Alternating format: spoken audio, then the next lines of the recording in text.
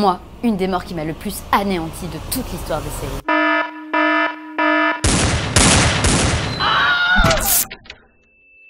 C'est la mort de Nate dans 6 Feet Under. When I die, please wrap me in a shroud, plant me next to a beautiful tree so that nobody can build a mini-mall there.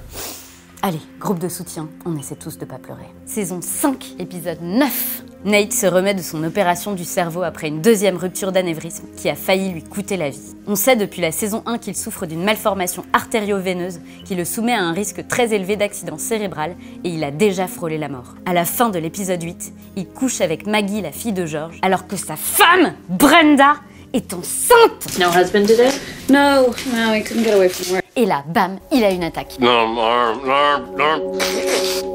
va pas dire que c'est le karma, mais bon. Bref, opération en urgence, peur, coma, soulagement.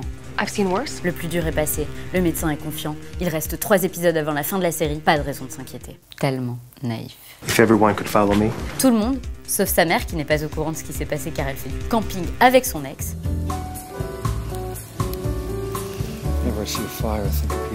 Défile à son chevet.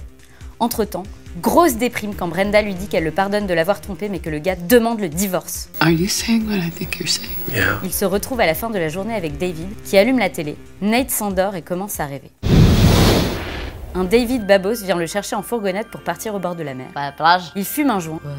Et on s'aperçoit que c'est Nate Senior qui conduit. We are so fucking lost. Ils se retrouvent tous les trois perdus sur une plage sublime. Nate se déshabille pour se jeter à l'eau et David, l'air désormais inquiet, l'intime de ne pas faire l'idiot. Pas l'idiot, mec. Le rêve s'assombrit.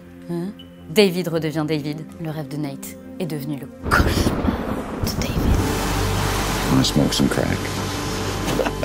Il se réveille en sursaut au son de l'encéphalogramme plat de Nate.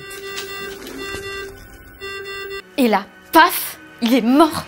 Mais Nathaniel Samuel Fisher Jr., 1965-2005.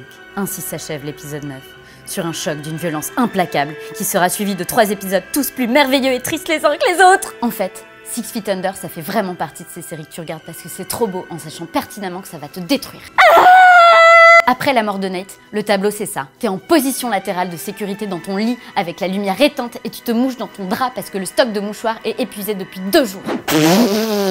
En plus, on est dimanche et t'es pas en état d'aller bosser, donc t'envisages sérieusement de demander à la cousine par alliance de ton meilleur pote de lycée qui est médecin de te faire un arrêt maladie. Allô? Mais t'es pas malade, juste terrassé par la mort d'un magnifique personnage d'une des plus belles séries jamais écrites. I think we're all in shock. Alors, tu essaies de te raisonner et tu te lèves, la mort dans l'âme, pour te faire cuire des coquillettes. Nous allons confectionner un risotto de coquillettes. Et peu à peu, tu réapprends à vivre.